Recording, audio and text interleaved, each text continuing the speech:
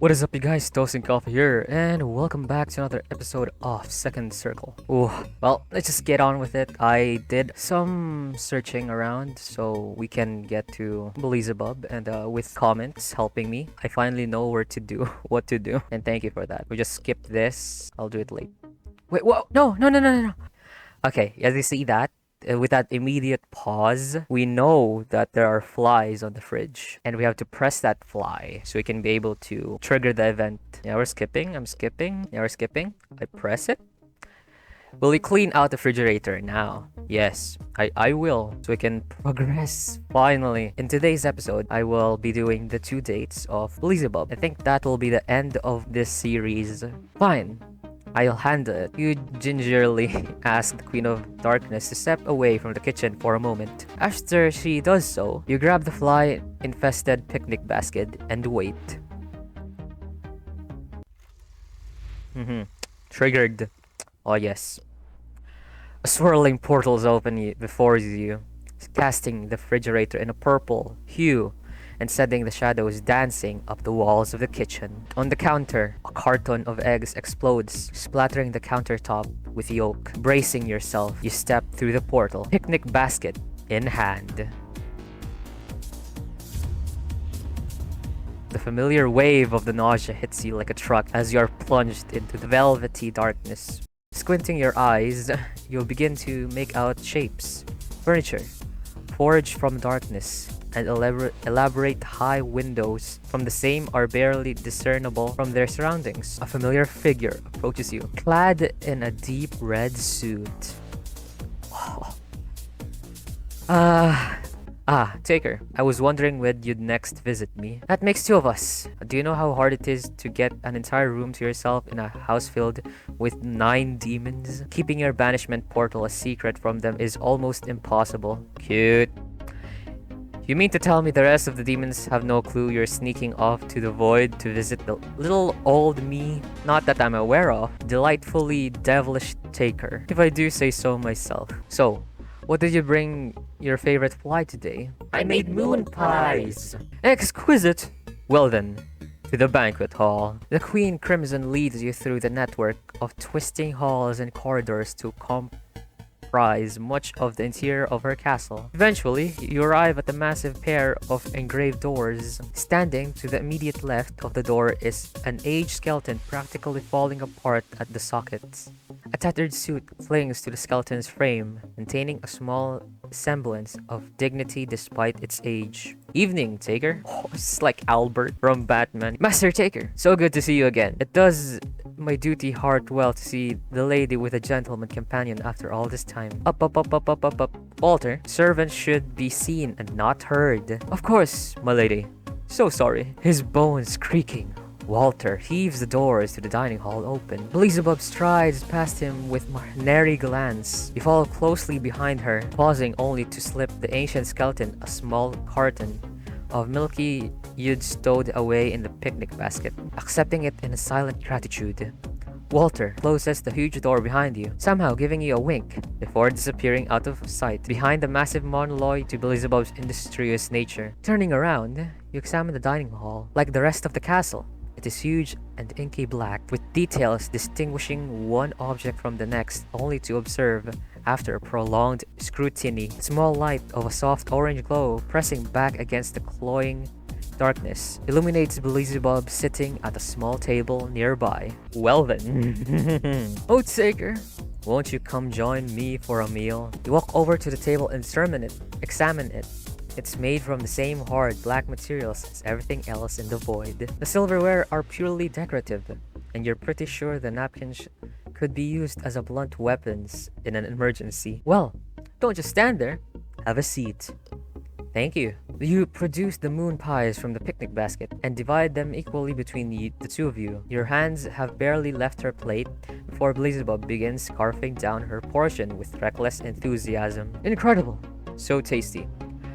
What did you say were in these? Sugar, eggs, sugar, flour, and a little sugar on top. Diabetes! Well, they're perfect. You do know how to treat an old fly well, don't you? I'd imagine anything tastes nice after 1,000 years of primordial suffering. So it does. though it does. So tell me, Taker, what's been going on in your life that's caused you to seek out my esteemed company? Well, I finished the game almost. You're the only one who's left. I'm sorry for you that you're like the last person who's gonna finish this series. Well, you relate the long and short of everything that's happened over the past week to the exiled demon, who listens to your late tale with rapt attention. As your story concludes, a slight smirk creeps its way over Beelzebub's lips. Sounds like old Lucy's got plenty of trouble on her plate. Trying to take solo control of hell was a bad idea. I told her as much before she and High Prosecutor Justice cast me out. Oh well. She'll learn in time that some voices aren't as easily silenced as mine. And what about you, Taker? When the chips are down, would you stand with the imposter queen? I typically don't pay attention to the politics of hell. I cannot even get through the Game of Thrones. Oh, what I wouldn't give to have cable down here. There's only so much amusement to be extracted by putting little outfits on Walter and making him act out soap operas. I could talk to Lucifer, but she'd let you join us for movie night if you agreed not to cause any trouble. Beelzebub wrinkles up her nose in disgust. I'm not asking for that usurper for anything. When I covet something, I take it by my own hand. How did you get stuck in here to begin with, Bill? Lucifer loves to up the ante when she feels slighted, but she normally resorts to physical violence to get equal with someone. Well, Lucy loves to pick on little guys. The demons and mortals that don't have the strength of will to resist her compulsion or power. She's all bark and no bite. She doesn't have the metaphysical compt to take on an elder demon like me in a fair fight. That's why she relies on a high prosecutor to enforce her will. You still didn't answer my question, Beal. No, I don't intend to, but I'd watch my tone if I were you, Taker. Without my portals, you can kiss any hope of you returning to your home dimension goodbye. An awkward silence smothers the conversation for a moment. Beelzebub's impaled threat hanging in the air like a cloud of bloated insects. I apologize for that, Taker. You are here as my guest, and threatening you is not becoming of me as most gracious host. I accept your apology. And don't worry, I hear a lot worse most days from Pandemonica alone. Ah yes, I remember that girl. She was still a rebellious young demon when I was ousted, but from what I've heard, however, she settled down nicely. Pandemonica settled down? I'm getting pretty full. Do you want the rest of my cakes? Yes, please. The two of you spend another hour or two sharing stories and making small talk before you decide to leave. Beelzebub obligingly wills a banishment portal to the human realm into existence. Well, I guess this is goodbye then. Yes, do come again. It's always nice to have someone to talk to. And doubtfully so when they bring me treats. I'm sure Walter is someone. He's a servant and a skeleton. Still, maybe give him a chance. I think he'd be eager to interact with his lady beyond simple commands. I'll give it some thought. Safe travels. You step back through the portal into the mortal realm. After a brief moment of dizziness, you find yourself back in the kitchen. Taker, where the devil are you? After thoroughly considering your options, you decide not to inform Lucifer of the events that just transpired. Some things are better left unsaid.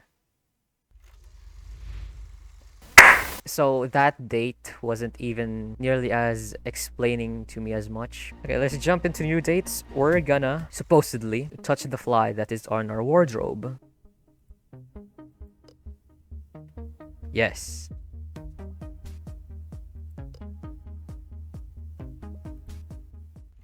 Yes, okay. You open your wardrobe and freeze in place, where earlier the last day had hung your carefully varnished polo shirt now floats. A spinning purple portal. A skeletal hand that extrudes from the portal. And accompanied a familiar, polite voice. Is our boy Walter. I am terribly sorry for the inconvenience, sir, but my lady of red requests your immediate presence. With a surprise strength that belies its ragged appearance. The hand clamps down upon your wrist. Before you can do as much as voice your protest, you're pulled bodily into the wardrobe. You brace yourself for the inevitable wave of nausea as your body spins through dimensions. Oh yeah, we're back here again, baby. As the world begins to consolidate around you, you notice a figure standing directly in front of you. Looming over you, face shrouded in shadow, is Beelzebub. Do you have any idea how long it's been since you last visited me? As much as I appreciate the attention, you can't go around abducting people whenever you feel lonely. You are wrong on two accounts, I'm afraid. Firstly, it was technically Walter who did the abducting. Secondly, I didn't have you delivered to me out of the loneliness. I require your counsel on a rather personal matter. And what might that be? Construction. Wait, we're building your entire castle again? Come again? Seeing as the construction is the only worthwhile activity to pursue in this bloody place, I spent the past several hundred years building myself like the castle within which you stand. Were you a great builder back in hell? No, but I decided I couldn't possibly be that hard if they let common folk do it. Well, that certainly explains why the layout of the castle could graciously be described as a spaghetti nightmare. However, I run into a singularity irksome problem. After a millennia of solitude, even my prodigious reserves of artistic expression have begun to run dangerously low. I could swear my aesthetic designs are becoming almost pedestrian in nature. Perish the thought, but I don't see what that has to do with. And so, genius that I am, I've decided to source my inspiration from elsewhere. Tell me, Taker, what do you know about architecture? I know Minecraft. You want to build blocks? Nowhere near enough to call myself planning anything but a hobbyist. And what I do know differed out of fashion 6-7 centuries ago. How much do you know about castle and fortifications then? As I told you, it's Minecraft that I know. Only enough to name and describe key features and aesthetics. I suppose that ought to suffice. I'm not concerned with structural integrity as is. Follow me, if you would. Your path this time takes you upward. Unaccountable, spiraling staircases, impossibly sloped hallway, and the occasional convenient ladder become achingly familiar sights as you travel upward for that seems like an eternity. Eventually, the two of you emerge into an open, for want of a better word, air. Here is your canvas, and I suppose we'll be needing some paints as well. Stand behind me, please. Beelzebub frowns in concentration, extending a clawed hand into an empty space. Threads of darkness, spun from the very fabric of the void, begin to coalesce in front of her. Beelzebub clenches her fist, and the threads become a stream, then a river, then a deluge. The inky darkness thunders down upon the ramparts, freely flows off the bare edge of the platform and onto the undiscerning chasm below. Eventually, the stream dissipates, leaving behind a small mountain of rubble. Beelzebub flickers her wrist, and an enormous shard of rock levitates towards the two of you. The boulder, 6 or 7 meters in diameter, halts before you and floats gently in mid-air. This rock is a consolidated matter, distilled from the void itself. It responds favorably to mental suggestion and has proven to be a more than adequate, if disappointingly monochromatic, building material for my castle. So tell me, what shall we build with it? Well, we appear to have a rampart. Why don't we make a crenellated wall? Add a certain panache to any fortress. Besides, that bare edge is rather disconcerting. Trust me, you do not want to fall into the primordial abyss. Unless an eternity of falling in pitch darkness sounds fun to you. On slightly less than my average everyday responsibilities. Beelzebub chuckles, stepping behind you. She drapes her arm over your shoulders, leaning into you as she instructs you in the ways of magic. Focus. Picture in your mind what form you wish the rock to take. Let it flow into place alongside its brethren. Remember, your only purpose is to guide the stone. I'm the one doing the heavy lifting here. You're focused on the floating boulder, trying to imagine it moving to your left, towards the edge of the rampart, with an almighty rushing swoosh. The obsidian boulder violently hurtles off the rampart and is swallowed up by the cloying darkness surrounding the castle. Though you listen for a moment, no sounds of the rock impacting ground reaches your ears. You turn back to Beelzebub, who passes her handkerchief across a slightly sweaty brow. Why didn't you try that again? A little gentler this time.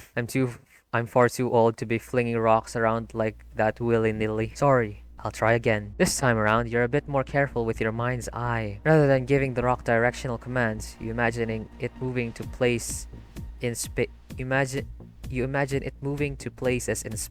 With a little practice, you realize that you can also influence the shape of the rock, sanding down the rough edges and dividing the boulders into more manageable pieces. Carefully, you place the first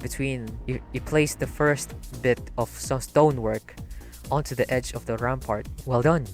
I have a couple of critiques about your technique, but that was a very good for a second attempt. With Beelzebub giving advice, you're eventually able to refine your technique, telekinetically shaping slabs of rocks before placing them into the checkered wall of paparet. The work, though entirely mental, is more strenuous than you would have thought, and soon enough, you find yourself wishing for a respite. As if sensing your desires, Walter emerges from the darkness, bearing a flawless china teapot and matching cups upon a glossy black platter. Tea for sir and milady. Ah, perfect timing as always, I see. Oh ho ho ho, you flatter me, milady. Might I inquire as to how the renovations are proceeding? Splendidly. Tigger has provided surprisingly knowledgeable with regards to castle architecture. I keep telling you, it's really just a hobby. This parapet might not even be stable. I'd advise against poppycock. I'm sure you're doing an excellent job. Besides, this castle is held together by my force of will, and I hardly think that's going anywhere after all these years. Sitting down on the freshly created wall, the two of you take tea, waiting to remove the dishes when you are done. Walter occupies himself examining the fresh stonework with a small brass magnifying glass. The two of you drink your tea, glad a reprieve from your labor. Presently, a question springs to your mind. Ask about how Walter got the tea. Ask about why Beelzebub is building the castle. Yeah, I'll ask this. The void isn't exactly crowded. Why go to all the trouble building a fortress? Tell me, Taker, who am I? Beelzebub and... Archfiend of Lice and... You struggle to remember the many titles Beelzebub seems to adore anointing herself with. The Queen of Crimson, the Scarlet Sovereign, the Rose Regent. You're just making them up now. Do go on though. I haven't had someone you sing my virtues in ages.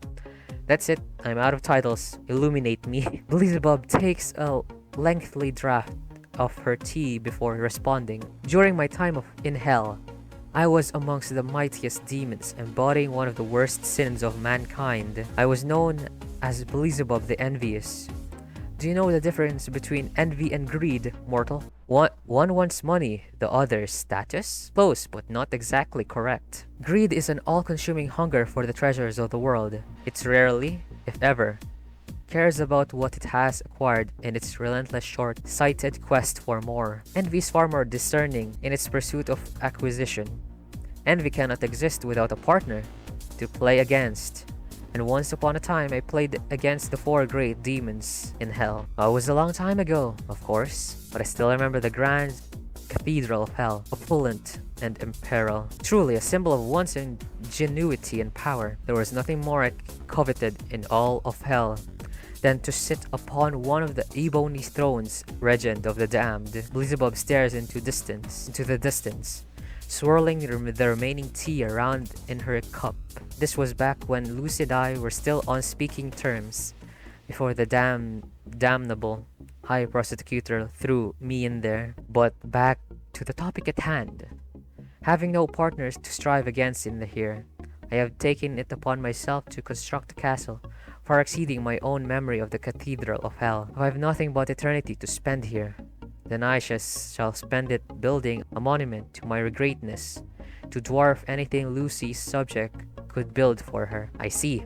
I am honored that you trust me enough to help you building it. Reinvigorated by tea and conversation, the two of you record the time arranging the rest of the rock, and soon enough, the crenellated wall is near completed. With a final exertion of will, the last rock of obsidian material slides into place, completing the work upon the castle rampart. Beelzebub wipes her brow with a handkerchief. Phew, I'm not used to so much heavy lifting. And you tell me mortals built these without the aid of magic? Well, we had a lot of time in our hands when we weren't dying to the thousands to plagues. That is, before you ask, I'm not apologizing for those. Humanity had it coming. You're not quite sure if she's joking or not, and hide your uncertainty by walking over to examine your work. Remarkable. And this is how you've built this entire place? Give or take, the tentacles look considerably more effort to tame them than rock itself. But I think I'll be making headway with them in another millennia or so. It must have taken an eternity. How long have you been in here, Beal? Time flows differently here. Slower than it does in your world. Or hell, for that matter. I've stopped counting over the years, but just expect it's been at least 6 months into your 6 centuries in your time. Her voice becomes softer as her gaze becomes distant. But in terms of time passing here, I think you're the first living being I've ever seen in at least 500,000 years. You turn your back to the black stone rampart, leaning against it as you ask a question that's been nagging at you since you first stepped foot into the abyss. Beal, you have to tell me, what on earth did you do to get yourself...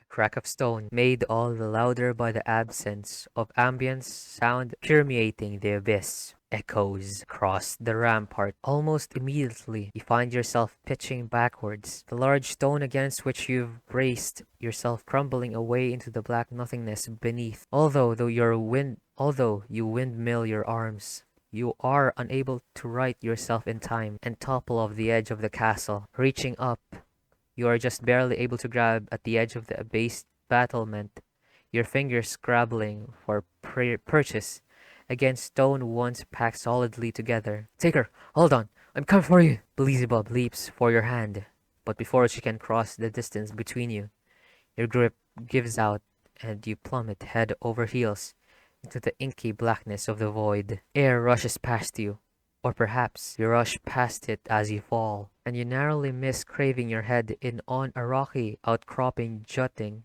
from the castle wall. Falling around, you try to catch onto something, anything, to slow your dive, but gambling at the walls of Beelzebub's castle only nets you a hand scraped raw by the hewn slabs of the black fortress. Far enough above you, a crimson light blazes. An immense crack of displaced air echoes in the dimness. As you continue to fall, you can barely make out something huge and ungainly falling towards you at an alarming speed. A blast of heated air and deafening drone heralds your rescue. You feel massive, chiton-plaited fingers close around your midsection, gradually halting your descent. Knowing full well what you'll see, you look up at your rescuer. A massive fly, bloated and racked by demonic influences, carries you aloft, churning the air with time-tattered wings. Meeting your gaze with one of its multifaceted eyes, the creature splits its dripping mandibles into a rough approximation of a smile. It speaks, its voice comprised of 1,000 buzzing insects. Caught you. As the two of you circle around the ramparts, you notice Beelzebub is breathing heavily, her wings barely able to keep up of you suspended. As her wings beat slower and slower, that angle of descent towards that parapet shifts from concerning then to alarming. Hold on to something. This landing will be tough. You wind your hand into the mane of snowy air surrounding Beelzebub's neck, and you hold on for dear life as she awkwardly crashes back down onto the parapet. The great mass of her fly form plows up a furrow in the stone, but you are, for the most part, unharmed. As you slide off the groaning Beelzebub, the great fly glows scarlet. The aged flesh twists and buckles, compacting it on itself until it resolves back into the form of the white-haired demon. Beelzebub, caught once, and then opens her eyes. Let's not do that again, huh? I'd prefer to keep my demonic visage intact. Thank you very much. As you help her to get to her feet, you can't help but satiate your curiosity. Visage? Do you mean that fly form? Beelzebub nods shakingly as she gets to her feet. The visage phenomenon occurs when the raw power of a demon exceeds the capacity of their original body. This causes a chain reaction within the body of the demon in question, causing them to violently shift into forms better suited to their newfound strength. While we still can, with time, learn to return to our original forms, our hones will remain white, forever a mark of our status and power. Beelzebub brushes her hair back, highlighting her own ivory horns. While we are at our strongest when we take these forms, we are also at our most vulnerable. The visage is a power incarnate, and should it take damage, we would permanently lose a portion of that power. Give me an example. Very well. Losing a form or even an arm of my current form would only be an inconvenience, and one quickly remedied at that. But if the same injury were to be affected upon my visage, my powers would be approximately crippled until I was able to return the missing piece. What if your visage was destroyed? What would happen then? I suppose it'd be reduced to an almost human status. Still immortal, of course, but fully unable to work all the most basic of magic. You're awfully full of questions for someone who almost died a moment ago. I've had too many close shaves to be troubled. I knew I was in good hands. Oh, you flatter me. Yes, but unfortunately, you can't distract me. Distract you? Why? Whatever do you mean? That wall crumbling was too much of a coincidence. And I think we both know that it broke to serve a purpose, Beal. You broke it, trying to dodge my original question. Beelzebub turns to you, all trace of fatigue gone. Oh, was I now? What a question might that be? Beelzebub, why were you exiled here? Really? Beelzebub visibly deflates and lets out a sigh before answering. I'll cut you a deal, Taker. If you want to if you want that particular piece of knowledge for me, you'll have to give me something of equal in exchange. Knowledge is power, and I'm not about to let you walk away with this much of it without paying some kind of toll. What would you like to know? I want to know if there's some way to escape, Taker. If somewhere, somehow, a way for me to escape these dimensions exists. I don't know. I know, you don't. But I know that you live with someone who does. The person who ordered me put in this pit to begin with. With an answer to your question, first you'll find me an answer to mine. Do we have a deal? Yes, I'll do my best to find your peace of mind. I'll grant you yours in exchange. Well, time's tickling, Taker. You ought to be returned to your own dimension before anyone notices you're gone. Making a complex gesture, Beelzebub conjures the one-way portal around you, and your vision is once more obscured by purple smog. When the smoke recedes, you find yourself in total darkness. Worse still, you seem to be enclosed inside a very small space with barely enough room to move your arms. You're beginning to worry. Oh, he's inside the closet, I am sure. Yeah. Yeah. The door of your closet gives away, spilling you and your sock collection across the floor of the room. Rubbing your head, you look around at the room, eyes settling on a piece of parchment pinned to your door. Picking it up immediately, recognize Lucifer's erudite, my god, precisely handwriting. Taker, I found myself rather overwhelmed with work late. I've decided to spend some time working through my backlog. It's unlikely I'll have time to engage in any sort of prenuptial activity over the next couple of days. That being said, the others seem to be enjoying themselves, so keep up the good work. Lucifer, you make your way downstairs. Lucifer's choice of words waitingly sightly on your head. Keep up the good work. I wonder if she means...